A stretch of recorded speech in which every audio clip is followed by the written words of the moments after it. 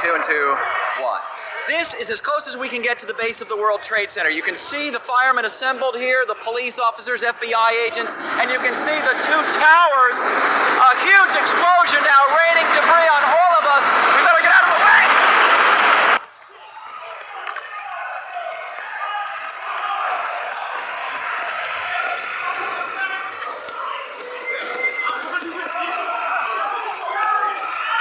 Keep going, let's go!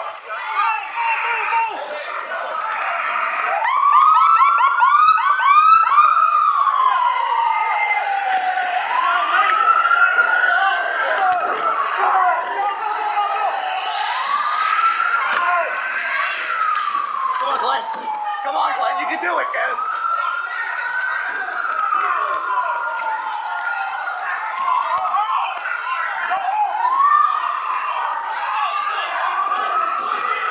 Keep coming, Glenn, come on.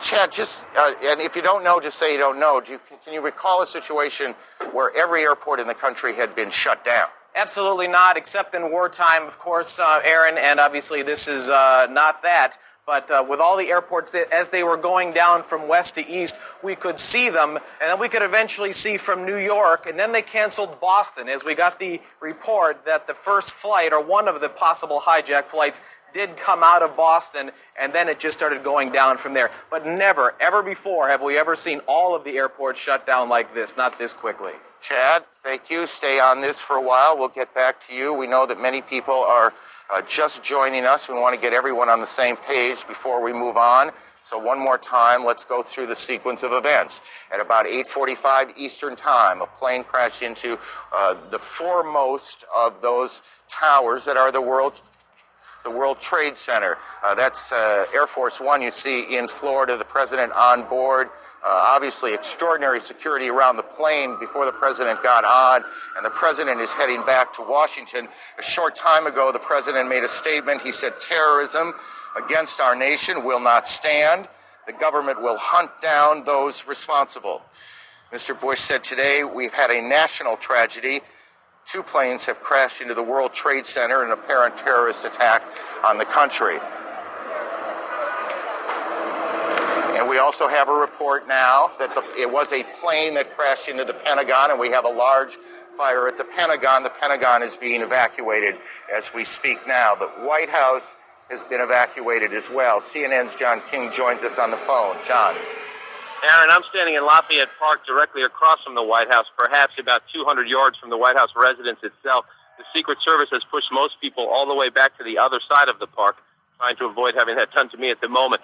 Just moments ago, they started slowly evacuating the White House about 30 minutes ago, and then in the last 5 minutes, people have come running out of the White House and the old Executive Office building, which is the office building right directly across from the White House. About 10 minutes ago, there was a white jet circling overhead. Now, you generally don't see planes in the area over the White House. That is restricted airspace. No reason to believe that this jet was there for any nefarious purposes, but the Secret Service was very concerned, pointing up at the jet in the sky. It is out of sight now, best we can tell, but they've evacuated the entire White House staff and the old Executive Office, as well as some townhouses that are government offices. Many of our viewers might know Blair House, where other international leaders stay when they are in Washington. That block of townhouses has been evacuated as well, and they are pushing us now back toward H Street, which is the next main street to the north from Pennsylvania Avenue across from the White House. John, hang on one second. We're also getting reports at the Capitol, the Treasury building also being evacuated. John, is this evacuation from the White House, was it orderly? Did it seem panicky? How would you characterize it? It started off as orderly, much like we get when there are occasional bomb scares near the White House. But then, again, in the last 10 minutes or so, the people who came out, the last several hundred I saw leaving the grounds, were told and ordered by the Secret Service to run. They were running through the gates. These are, of course, professionals in business suits. I'm also told that prior to that, and we don't know the current situation, that the Vice President and other administration officials on the scene were meeting in the White House Situation Room, which is in the basement of the White House. Whether they have stayed on the complex or not is unknown to us at this moment. I spoke to an administration official shortly after the President delivered his statement, who said obviously the operating assumption here is terrorism. The initial assumption, this official said, was that this had something to do, or at least they were looking into any possible connections with Osama bin Laden. The administration recently released a warning that they thought Osama bin Laden might strike out against U.S. targets. Just to add, John, a bit to what you've been saying, we're getting a report from Associated Press now that the White House was evacuated after the Secret Service received what AP is describing as a credible, a credible threat of a terrorist attack against the White House itself.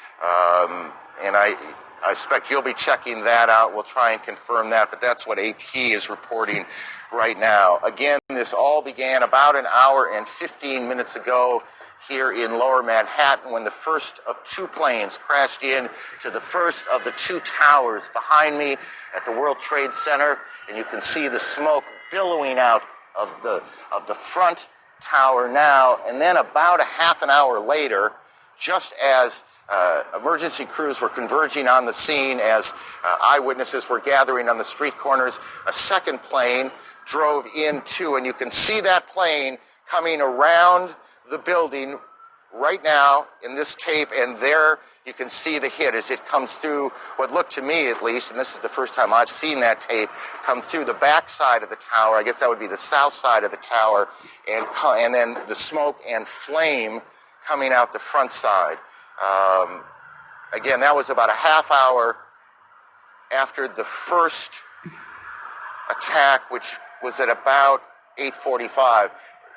Look, you want to be careful here. We don't want to get too far ahead of this, but obviously this has all the appearances of an extraordinarily well-coordinated and devastating terrorist attack here in the United States. Certainly nothing like it since Oklahoma City, and nothing like it here in New York since the terrorist attack on the same World Trade Center buildings in February of 1993. At the Pentagon, a plane or a helicopter has crashed, apparently as part of whatever this operation has been, and Jamie McIntyre is there. Jamie, what are you hearing? Well, Aaron, there is a lot of confusion here at the Pentagon. It appears that something hit the Pentagon on the outside of the 5th corridor, on the Army corridor. Several Army officers I talked to reported hearing a big explosion, seeing shards of metal coming past their window. The Pentagon has been evacuated. Emergency services personnel were rushing to reports of several people trapped in the building. Most of the building's 24,000 people are outside of the building or in the center courtyard as emergency teams try to sort out what has happened here. There is, of course, thick black smoke billowing from the scene.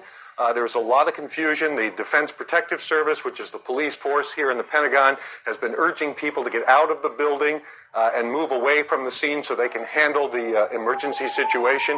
Again, it appears that an aircraft of some sort did hit the side of the Pentagon, the west front, which faces sort of toward Arlington National Cemetery. It's a corridor where a lot of Army offices are located. Wow. Jamie, Jamie, I need you to stop for a second. There has just been a huge explosion. We can see a billowing smoke rising, and I'll tell you that I can't see that second tower, but there was a cascade of sparks and fire, and now it looks almost like a mushroom cloud explosion, this huge billowing smoke in the second tower. This was the second of the two towers hit. And I cannot see behind that smoke, obviously, as you can either. The first tower in front has not changed, and we see this extraordinarily and frightening scene behind us of this second tower. now just encased in smoke. What is behind it, I cannot tell you. But just look at that.